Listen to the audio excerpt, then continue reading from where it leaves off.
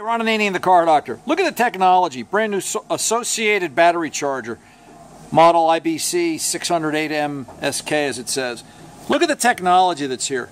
We set it up for charge on this big old Chevy van. I just got done doing an alternator, and naturally I wanted to check the battery when I was done, and it was low. Look what it tells me. It's finished. I set it up for a partial charge. It took 11 minutes, right? Charge 11M, that's 11 minutes.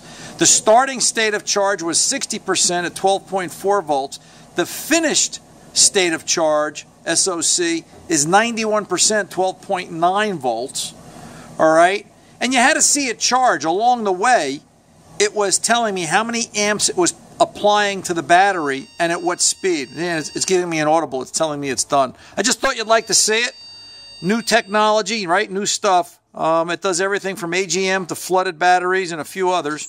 So you want to find them online at associatedequip.com. But just Google search Associated, the Telemax Smart Battery Charger. Does some wonderful things. It's a real solid piece of equipment. And just, I remember the days of crank knob battery chargers.